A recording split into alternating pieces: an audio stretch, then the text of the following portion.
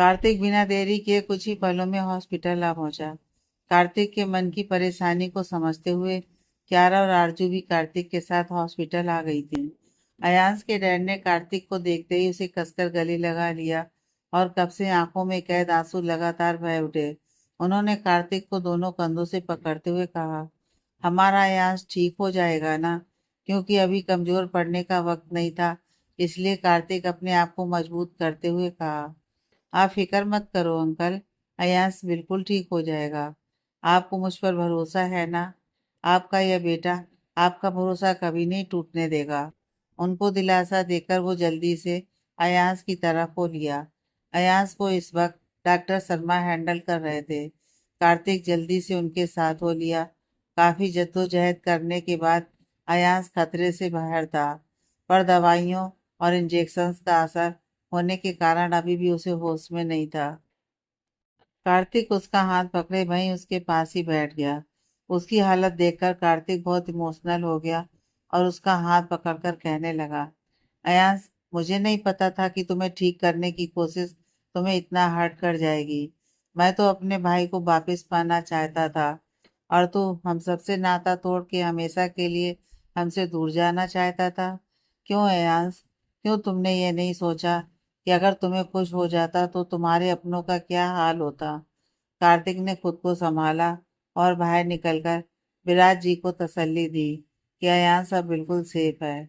अयांश को होश नहीं था, फिर भी विराज जी से रहा नहीं गया और वो अयांश के सिराने जा बैठे और प्यार से उसके माथे को चूम लिया। उनके आंसू टपक कर अयांश के गाल पर जा गिरे। न जाने कितनी देर वो स्नेह से उसके बालों में हाथ फेरते रहे। कार्तिक को इतना परेशान देखकर क्यारा उसके पास आई और उसके हाथ को अपने हाथों में लेते हुए, कार्तिक, अब वो ठीक है? कार्तिक, सब मेरी वजह से हुआ है। ना मैं आरजू को उसके सामने लेकर जाता और ना उसकी ऐसी हालत होती।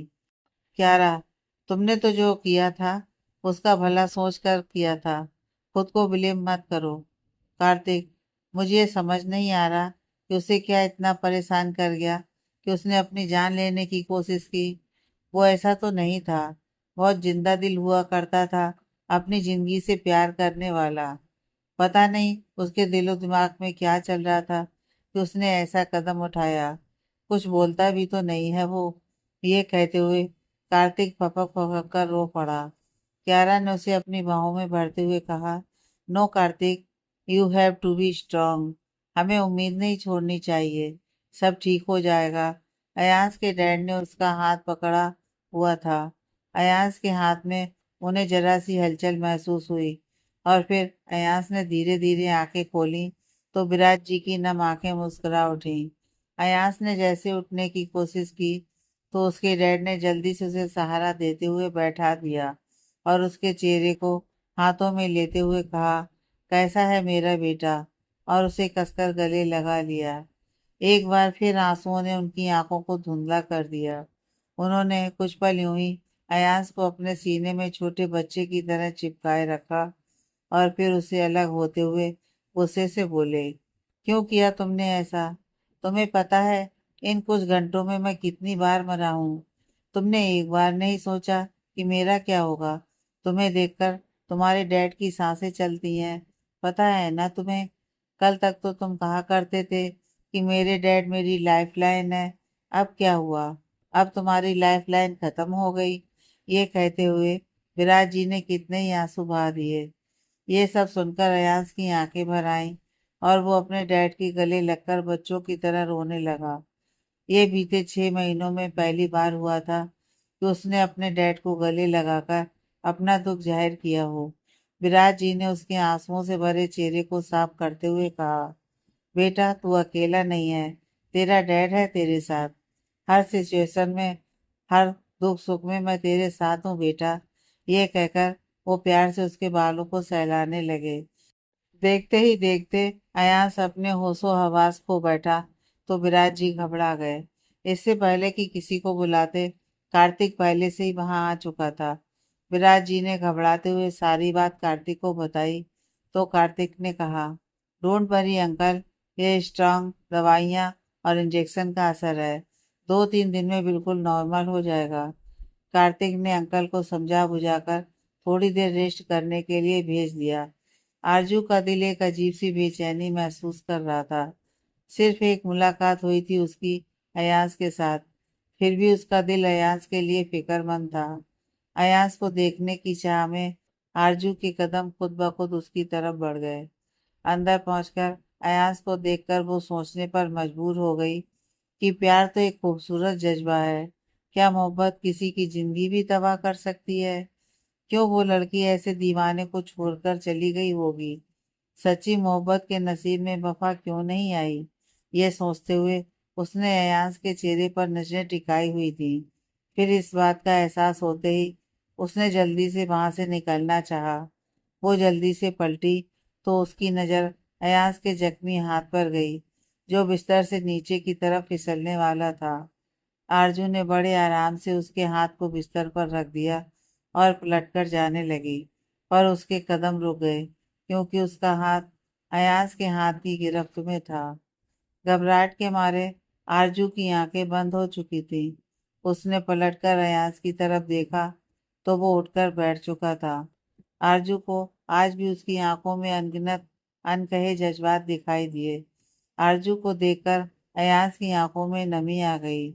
वो उसे ऐसे देख रहा था जैसे उसे कुछ कहना चाह रहा हो। आरजू ने उसके मन की बात को भांपते हुए उससे पूछा, कुछ कहना चाहते हो? अयाज ने हाँ में सिर हिला दिया। तो आरजू ने फिर कहा, फिर खामोश क्यों हो? कहो ना जो कहना है, मैं सुन रही हूँ। अयाज ने कुछ बोलने के लिए मुंह खोला तो उसे लगा कि उसकी आवाज अंदर ही अटक गई है और वो फिर से खामोश हो गया। आरजू ने उसका ऐसा रिएक्शन देखकर कहा, अयाज चुप क्यों हो? कुछ कहती क्यों नहीं? अयाज ने उसकी तरफ देखा और फिर नजरें झुका ली, जैसे वो और कोशिश ही नहीं करना चाहता हो। आरजू, अयांश, तुम्हें जो कहना है कह सकते हो, कोशिश तो करो। You can do it. पर अयांश को तो जैसे कुछ सुनाई नहीं दे रहा था। वो यूं ही नजरें झुकाए बैठा था। आरजू, अगर तुम खामोश रहोगे तो मुझे कैसे पता चलेगा कि तुम क्या कहना चाहते हो? अयांश, इस खामोशी से कुछ हासिल नहीं होगा। प्लीज से समथिंग। आरजू के इतना कहने पर भी अयाज की खामोशी नहीं टूटी तो आरजू ने कहा, ओके फाइन, मुझे ही शायद गलतफहमी हुई थी। शायद तुम्हारे पास कहने के लिए कुछ भी नहीं है और शायद मुझे यहाँ रुकने की जरूरत भी नहीं है। यह कहकर आरजू ने अपने कदम दरवाजे की तरफ बढ़ाने शुरू कर दिए। जैसे जैसे वो दरवाजे की तरफ बढ़ रही थी, अयाज के चेहरे के रिएक्शंस बदल रहे थे। ऐसा लग रहा था जैसे उसे रोकना चाहता हो। आरजू ने दरवाजे के पास जाकर दरवाजा खोला तो अचानक से आई आवाज ने उसके कदम रोक दिए। Please don't go. अयाज मुश्किल से इतना ही बोल पाया। अयाज के मुंह से निकले इन लफ्जों को सुनकर आरजू की हैरानी का कोई ठिकाना ही नहीं रहा। उसे नहीं पता था कि अयाज पर उसकी बातों का इतना ज्यादा असर होगा। अब भी उसे यकीन ही नहीं हो रहा था। वो जल्दी से पलटी और अयाज के पास जाकर कहने लगी, क्या कहा तुमने? अयाज ने उसका हाथ पकड़ते हुए कहा, मुझे छोड़कर मत जाओ। तुम नहीं जाओगी ना? इतने महीनों की चुप्पी की वजह से उसके सब कट कट कट निकल रहे थे। आरजू ने उसके पकड़े हाथ पर अपना हाथ रखते हुए कहा, मैं यही हूँ तुम्हारे पास। अयाज ने आरजू की आंखों में देखते हुए कहा, प्रॉमिस? तुम नहीं जाओगी? अब उसके अल्फाज पहले से बेहतर निकल रहे थे। प्रॉमिस करो तुम मेरे पास रहोगी। Promise me, promise me. Ayaz ने लगातार कहना शुरू कर दिया। इससे पहले वो उसका जवाब सुन पाता, उसे अपना सिर घूमता हुआ लगा और अगले ही पल वो अपने होश खो बैठा। आरजू ने जल्दी से उसे संभाल लिया और उसे आराम से लिटा दिया। अयास ने बेहोशी में भी उसका हाथ थामा हुआ था। आरजू ने आहिस्ता आहिस्ता अपना हाथ उसके हाथ की पकड़ से छुड़वाया। आरजू ने जल्दी से वहां से निकलकर अपने कदम कार्तिक की तरफ बढ़ा लिए। वो उसे बताना चाहती थी कि अयास ने खुद उससे बात की। कार्तिक, जो अयास की इस हालत के लिए खुद को जिम्मेदार मान रहा था, उसे यह बताना बहुत जरूरी था कि उसकी कोशिश बेकार नहीं गई। आरजू तेज कदमों से चलती हुई कार्तिक को ढूंढ रही थी कि सामने से कार्तिक आता हुआ दिखाई दिया। इससे पहले आरजू कुछ बोलती, कार्तिक ने पूछ लिया, कहाँ थी तुम? क्यारा तुम्हें ढूंढ रही है। आंटी का घर से बार बार फोन आ रहा है। आरजू, वो मैं अयान से मिलने गई थी। आरजू की इतनी बात सुनते ही कार्तिक गुस्से से बोल उठा, क्या तुम अयान से मिलने गई थी? किसने कहा था तुमसे ऐसा करने के लिए? देख नहीं रही उसकी हालत? पिछली मुलाकात का नतीजा तुम्हारे सामने है और तुम फिर भी बिना सोचे समझे उससे मिलने चली गई। ऐसा करने से पहले कम से कम एक बार मुझसे पूछ लेती। आरजू, कार्तिक मेरी बात तो सुनो। कार्तिक तेज लहजे में, पहले तुम मेरे सवाल का जवाब दो। अयास ने तुम्हें देखा तो नहीं ना?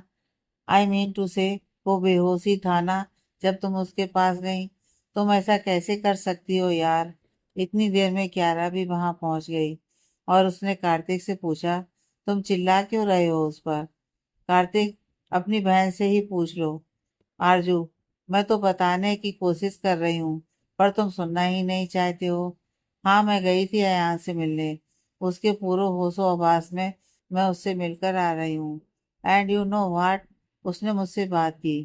कार्तिक ये सुनकर अवाक सा रह गया और बेयकीनी से पूछने लगा, क्या कह रही हो तुम? आरजू, बिल्कुल सही कह रही हूँ। उसने मेरे सामने अपनी खामोशी तोड़ दी। यही बताना चाहती थी तुम्हें, और तुम हो कि मेरी बात सुने बिना ही मुझ पर चिल्लाए जा रहे हो। ये कहते हुए उसकी आवाज भर आ गई और वो तेज कदमों से बाहर की तरफ बढ़ गई। कार्तिक को तो अब तक यकीन नहीं आ रहा था कि अयास ने आरजू से बात की। उसने क्यारा से कहा, क्यों प्लीज, फिलहाल के लिए आरजू को संभाल लो। मैंने गुस्से में ओवर रिएक्ट कर दिया। क्यारा, आई कैन अंडरस्टैंड। तुम अयास के पास जाओ, हम घर के लिए निकलते हैं। कार्तिक इस खबर से बहुत खुश था। वो अपनी आंखों से अयांश को एक बार फिर बोलते देखना चाहता था। इसी एक्साइटमेंट में उसने अपने कदम अयांश के रूम की तरफ बढ़ा दिए। अयांश आलिया का हाथ थामे उसे निहारे जा रहा था।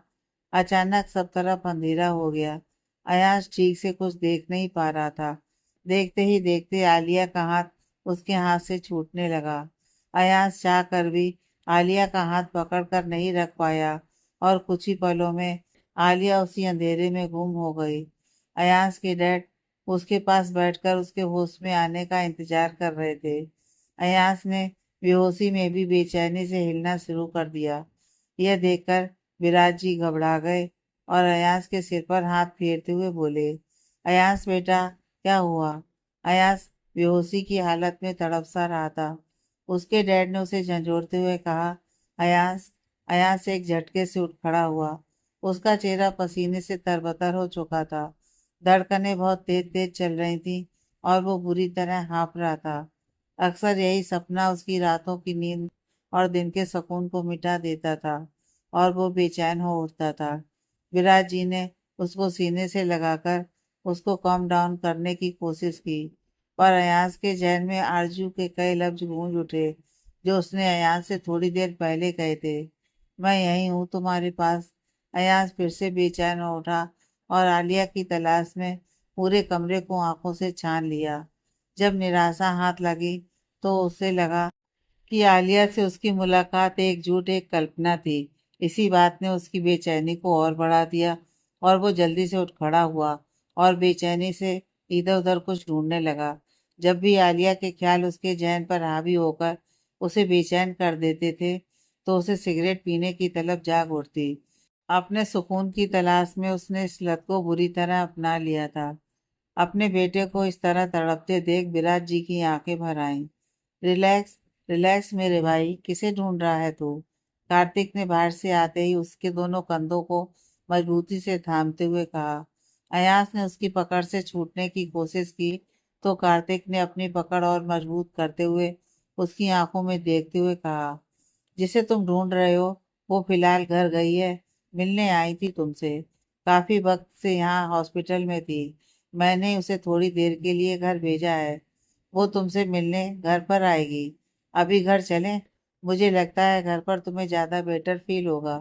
कार्तिक की बातें सुनकर अयास को पूरी तरह से तसल्ली तो नहीं हुई, पर एक उम्मीद ने जन्म ले लिया। कार्तिक ने उसे गले लगा लिया। कार्तिक ने अयांश के डिस्चार्ज के सारे पेपर रेडी करवा दिए। अयांश कुछ रिलैक्स लग रहा था। कार्तिक ने विराज जी की हालत देखकर उन्हें अयांश के बोलने के बारे में कुछ नहीं बताया, क्योंकि वो उन्हें कोई झूठी उम्मीदें नहीं देना चाहता था। बस उसे इंतजार था खुद अपने कानों से अयांश की आवाज़ सुनने का। पर अयांश बिल्कुल खामोश था, जिसे देखकर कार्तिक का दिल बुझ सा गया। कार्तिक ने अयांश को उसकी आलिया से मिलवाने का कह तो दिया, पर उसे समझ में नहीं आ रहा था कि वो यह कैसे करेगा। उसने आरजू को भी नाराज कर दिया था। पता नहीं वो फिर से उसकी बात मानेगी या नहीं। यही सोच उसे परेशान कर रही थी। कार्तिक आरजू को मनाने उसके घर जा पहुंचा। क्यारा और आरजू किसी बात पर हंस रही थी। सामने कार्तिक को देखकर आरजू की हंसी गायब हो गई और वो वहां से उठकर जाने लगी, तो कार्तिक ने उसे रोकते हुए कहा, Aarzoo wait a minute, I am sorry यार, मुझे अचानक से गुस्सा आ गया था यार, प्लीज सॉरी। आरजू, मुझे इस बारे में कोई बात नहीं करनी। ये कहते हुए वो वहां से चली गई। तो कार्तिक ने क्यारा से कहा, क्यों यार, तुम उसे समझाओ ना। क्यारा, ये तुम्हें इतना गुस्सा करने से पहले सोचना चाहिए था। यही तुम्हारी प्रॉब्लम है, गुस्से में एकदम से भड़क जाते हो। कार्तिक, यार कभी तो साथ दे दिया करो, और मुझसे ज्यादा गुस्सा करती हो तुम। क्यारा, अब मुझसे भी झगड़ा करना है? तुमने उसे नाराज किया है तो तुम ही उसे मनाओगे। ये कहते हुए क्यारा भी वहां से निकल ली। उसके जाने के बाद कार्तिक अपने माथे पर हाथ मारते हुए कहा, लग रहा है कार्तिक, पहले एक थी, अब दो दो को मनाना पड़ेगा। लिसन आरजू, सॉरी यार, वो बात अयाज की थी ना, इसलिए उसे लेकर मैं बहुत स्ट्रेस में था, और तुमने अचानक से उससे मिलने की बात कही तो मैं ओवर रिएक्ट कर गया। तुम्हें हर्ट करने का कोई इरादा नहीं था।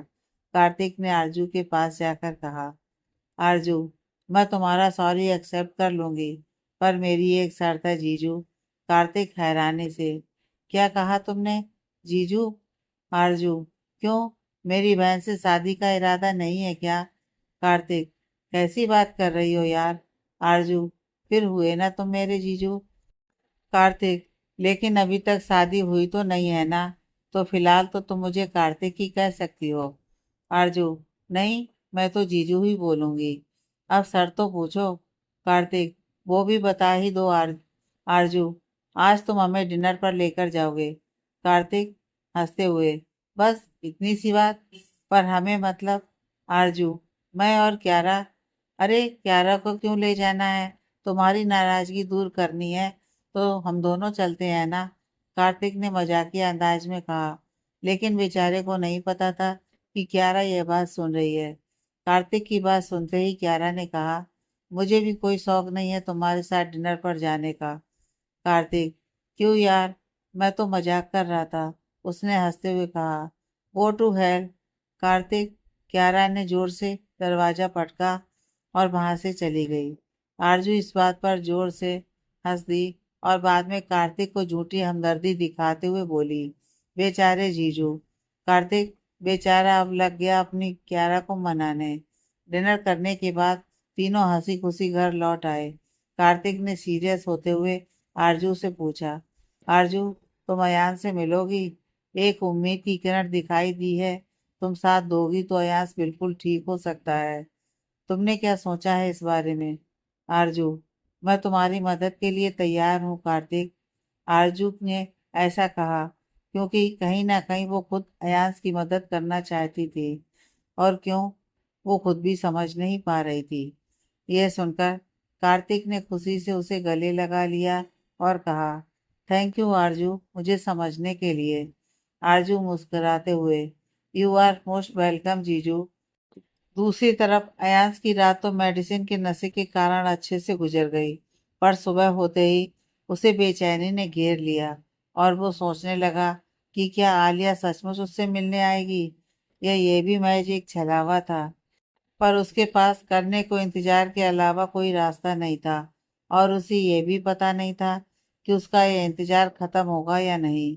इन्हीं सोचों में उलझकर उसने फिर से सिगरेट सुलगा ली।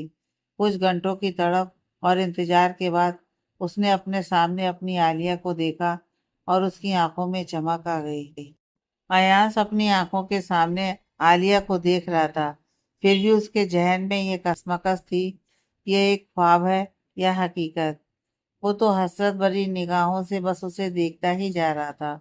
जब वो कुछ पलों बाद भी उसकी आंखों से ओझल नहीं हुई, तो अयास ने उसे छूकर खुद को उसके होने का यकीन दिलाना चाहा। उसने अपने हाथ से उसके हाथ को छू लिया तो आरजू ने कहा, अयास, मैं यही हूँ, तुम्हारे सामने। अब अयास को यकीन हो चला था कि उसकी आलिया सचमुच उसके सामने खड़ी है। उसकी आंखों में खुशी और नमी एक साथ भर आई। उसने आगे बढ़कर आलिया को अपनी बाहों में भरना चाहा, पर फिर उसके जहन में अपने उस दिन के बिहेवियर की याद ने उसे शर्मिंदा सा कर दिया और उसने खुद को वहीं रोक लिया। उसे तो समझ नहीं आ रहा था कि वो आलिया से क्या कहे, क्या करे। आरजू ने जब उसे इतनी कंफ्यूजन में देखकर कहा, ऐसे चुप क्यों हो अयास? तुम्हारे दिल में मेरे लिए जो भी है, गुस्सा, नफरत, शिकवे, शिकायतें, सब कह दो। जब तक मन की बात जुबान पर ना लाई जाए, तो वो बातें दिल में कहीं फांस की तरह चुभती रहती हैं। अपने दिल को कड़वी यादों से रिहा कर दो और बोल दो जो तुम्हारे मन में है। अयास ने आलिया का हाथ पकड़ते हुए कहा, आई एम सॉरी आलिया, मैंने जो उस दिन तुम्हारे साथ बिहेव किया, मुझे नहीं करना चाहिए था। आई एम सॉरी। अयास के डैड, जो कार्तिक के साथ कैमरे की मदद से यह सारा नज़ारा देख पा रहे थे, अयास को बोलता देखकर उनकी आंखों से आंसू झरझर बहने लगे। हालांकि वो उसकी आवाज नहीं सुन पाए थे, फिर भी अपने अयास को बात करता देखकर उनका मन भर आया। कार्तिक ने यह देखकर उन्हें कसकर गले लगा लिया और कहा, मैंने आपसे कहा था ना, हमारा अयास ठीक हो जाएगा। विराज जी, थैंक यू कार्तिक बेटा, आज तुम्हारी वजह से सब कुछ ठीक हुआ है। अगर तुम आरजू को नहीं लाते तो यह सब पॉसिबल नहीं हो पाता। कार्तिक बेटा भी कहते हो और थैंक यू बोलकर पराया भी कर देते हो। और जहाँ तक बात आरजू की है, तो ये आरजू का कनाडा आना अयाज की अच्छी किस्मत है शायद। वैसे ही आलिया का उसकी जिंदगी में आना उसकी बदकिस्मती थी। अंकल, वो लड़की मुझे कभी भी अयाज के लिए अच्छी लगी ही नहीं। बहुत सेल्फिश थी वो। मैंने अयाज को कितनी बार समझाने की कोशिश की, पर पता नहीं उसने अयाज पर क्या जादू कर दिया था। अयाज को उसकी कोई भी बात गलत लगती ही नहीं थी। विराज जी, वो तो है ही ऐसा। रिश्तों को लेकर वो हमेशा से ही ऑनेस्ट रहा है, इसलिए उसे दूसरे भी गलत नहीं लगते। अयाज, मेरी उस दिन की हरकत से तुम मुझसे नाराज हो? आरजू, नहीं, अगर मैं तुम्हारी जगह होती तो मैं भी ऐसे रिएक्ट करती, शायद इससे ज्यादा करती। सॉरी तो मुझे कहना चाहिए, मुझे नहीं करना चाहिए था तुम्हारे साथ ऐसा। इतने सपने दिखाकर मुझे तुम्हारा दिल नहीं तोड़ना चाहिए था। बहुत गुस्सा आया होगा तुम्हें मुझ पर। अयास, गुस्से से ज्यादा दर्द और तकलीफ से गुजरा हूं मैं। समझ ही नहीं पाया कि इस रिश्ते को निभाने में मुझसे कहाँ गलती हो गई, मेरे प्यार में कहाँ कमी रह गई। बस इन्हीं सवालों ने मेरे दिल का सुकून छीन लिया। आरजू, सॉरी अयास, पता नहीं अयास, मैं इतनी सेल्फिश कैसे हो गई, कैसे तुम्हारे दर्द, तुम्हारी तकलीफ को अनदेखा कर दिया। तुमसे दूर जाने के बाद मैंने जाना कि तुम मेरे लिए क्या थे। तुमसे जुदा होकर तुम्हें, तुम्हारे प्यार की अहमियत को समझ पाई हूँ, इसलिए तुम्हारे पास लौट आई हूँ। क्या तुम मेरी गलतियों को माफ कर पाओगे? क्या फिर से मुझे अपनी जिंदगी में जगह दे पाओगे? बोलो अयास, एक नए सिरे से इस रिश्ते की शुरुआत कर पाओगे? उसकी बातें सुनकर अयास की आंखें भर आईं। अगले ही पल उसने एक झटके से आरजू को अपनी बाहों में कस लिया। वो बहुत इमोशनल हो गया, जिसका अंदाजा उसकी आवाज से आसानी से लगाया जा सकता था। उसने भर्राई आवाज में कहा, तुम्हारी जगह मेरी लाइफ में हमेशा खास थी और हमेशा वैसी ही रहेगी। तुम्हारा प्यार न मेरे दिल से मिटा है और ना ही कभी मिट पाएगा। तुम हमेशा इस दिल में रहोगी। मैं तुम्हारा साथ हमेशा के लिए चाहता हूँ। अयाज के आगोश में सिमटकर आरजू का दिल जोरों से धड़क उठा। वो अयाज के प्यार की तपिश को महसूस कर पा रही थी। उसने अपनी बढ़ी हुई धड़कनों को संभालते हुए कहा, मैं तुम्हारे साथ हूँ अयाज।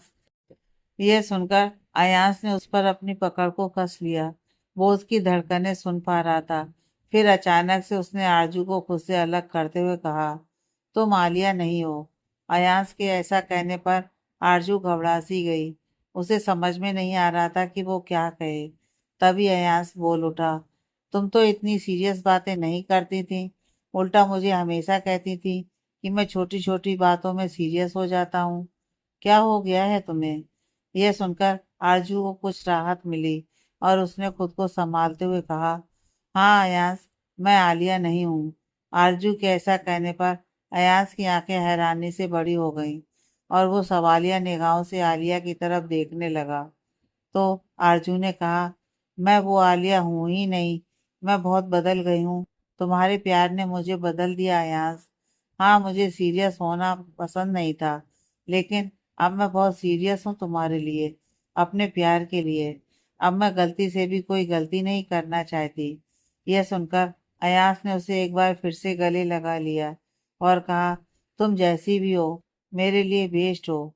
तुम्हारे बिना ये आंस कुछ भी नहीं है। आरजू जितनी देर भी अयास के पास रुकी, अयास ने उसका हाथ थामे रखा। उसका बस चलता तो वो वक्त को ही वहीं रोक लेता और यूं ही अपनी आलिया के साथ जिंदगी गुजार देता। जब काफी देर हो गई तो आरजू ने कहा, अयास, अब मैं चलूं? अयास, तुम चली जाओगी आलिया? आरजू, जाना तो पड़ेगा ना। अगर जाऊंगी नहीं तो तुमसे मिलने दोबारा कैसे आ पाऊंगी? अब मैं जाऊं? अयास, ठीक है जाओ, लेकिन प्रॉमिस करो कल फिर मुझसे मिलने आओगी। आरजू, ठीक है अयांश, कल मिलते हैं। अयांश, और मुझे उस कल का बेसब्री से इंतजार रहेगा। अयांश का मन तो नहीं चाह रहा था, पर उसे आलिया का हाथ छोड़ना पड़ा। क्यारा आरजू के घर लौटने का बेसब्री से इंतजार कर रही थी। उसे डर था कि मम को आरजू के घर ना होने की बात पता चलेगी तो वो उनसे क्या कहेगी। इसी बेचैनी में वो इधर उधर चक्कर काटे जा रही थी कि उर्मी जी किसी काम से घर में आ गई। क्यारा को इतना परेशान देखकर उन्होंने कहा, क्यारा बेटा, क्या हुआ? परेशान लग रही हो? मम को अचानक सामने देखकर क्यारा चौंक गई और सच छिपाते हुए हड़बड़ी में कहने लगी, कुछ नहीं मम। उर्मी जी उसके सामने आते हुए, मम हूं मैं तेरी, तेरे बिना बोले तेरे दिल की बात समझ सकती हूँ। आरजू के लिए परेशान हो रही है? क्यारा हैरानी से, आपको पता है मम, उर्मी जी जाते हुए उसने मुझे सब कुछ बता दिया। कह रही थी कि मैं उसकी माँ जैसी हूँ और वो मुझसे छिपाकर कोई काम नहीं करना चाहती। क्यारा, तो आपको इस बात से कोई ऐतराज नहीं है? उर्मी जी, अगर इससे किसी का भला हो रहा है तो क्या बुराई है? और दूसरी बात, कार्तिक ने सारी जिम्मेदारी अपने सिर ली है। कार्तिक पर मुझे पूरा भरोसा है, वो कुछ गलत नहीं होने देगा। क्यारा खुशी से उर्मी जी के गले लग जाती है और कहती है, आप बर्ड की बेस्ट मॉम हो। उर्मी जी उसके गाल सहलाते हुए, और तुम बर्ड की सबसे प्यारी बेटी हो। आलिया से मिलने के बाद अयास को बहुत हल्का हल्का सा फील हो रहा था। आरजू जब बाहर आई तो कार्तिक ने आंखों ही आंखों में उसका शुक्रिया अदा किया। अयास के डैड ने उसके हाथ थामते हुए कहा, थैंक यू बेटा, आज तुम्हारी वजह से मैंने अपने बेटे को बोलते हुए देखा। मुझे समझ में ही नहीं आ रहा कि मैं तुम्हें किस तरह से थैंक यू बोलूं। आरजू, थैंक यू बोलने की जरूरत नहीं है अंकल, बस अपना आशीर्वाद दे दीजिए। विराज जी ने उसके सिर पर हाथ रखते हुए कहा, तुम्हें जिंदगी में वो हर खुशी मिले जो तुम चाहती हो। विराज जी जब अयास के पास पहुंचे तो अयास ने उन्हें देखते ही कहा, डैड, और उनके पास जाकर उनके गले लग गया।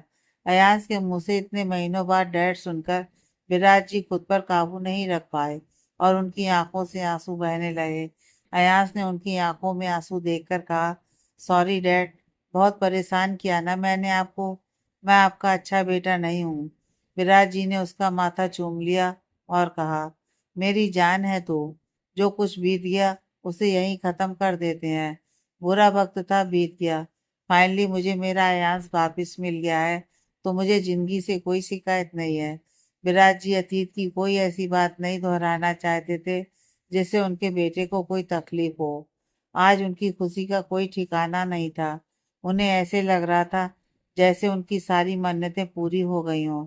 तभी पीछे से आवाज आई, मैं भी यही हूँ भाई, मुझसे भी मिल लो। अयास ने आगे बढ़कर उसे गले लगा लिया और कहा, सॉरी यार, तुझे भी कोई कम तकलीफ नहीं पहुंचाई मैंने। कार्तिक, ओए, अपना सॉरी अपने पास ही रख, मुझसे इतना फॉर्मल होने की जरूरत नहीं है। यह कहकर कार्तिक ने उसे फिर से गले लगा लिया और कहा, बहुत मिस किया मैंने इस अयास को, तू बस ऐसे ही हंसता बोलता हुआ ही अच्छा लगता है। ये कहते हुए कार्तिक की आंखें नम हो गईं, तो अयास ने उसके कंधों से पकड़ते हुए कहा, और तू भी इतना इमोशनल अच्छा नहीं लगता, लड़ता झगड़ता ही अच्छा लगता है। कार्तिक ने गाड़ी में बैठकर आरजू से कुछ कहना चाहा, तो आरजू ने पहले ही टोक दिया और कहा, जीजू प्लीज, थैंक यू मत बोलना, बार बार ये थैंक यू वर्ड सुनकर मुझे बहुत अकवार्ड फील होता है। कार्तिक हंसते हुए, और तुम जो ये मुझे बार बार जीजू कहती हो, मुझे भी ऐसा ही फील होता है। आरजू शरारती अंदाज में, होने दो, पर मैं तो तुम्हें जीजू ही बोलूंगी। कार्तिक उसका अंदाज देख मुस्कुरा दिया। आज रात नींद आरजू की आंखों से कोसों दूर थी। चाह कर भी वो अपने ख्यालों से अयास को नहीं निकाल पाई। उसकी बातों ने आरजू पर गहरा असर किया था और वो खुद से ही कहने लगी, कैसे हो तुम अयास, और कैसी तुम्हारी मोहब्बत है। इतना सब कुछ होने के बावजूद मन में कोई गिला शिकवा नहीं। ऐसा तो कोई तब करता है जब वो हर हाल में अपने रिश्ते को निभाना चाहता है, वरना आजकल तो लोग बिना बात के रिश्ता खत्म कर देते हैं। आगे की कहानी नेक्स्ट पार्ट में।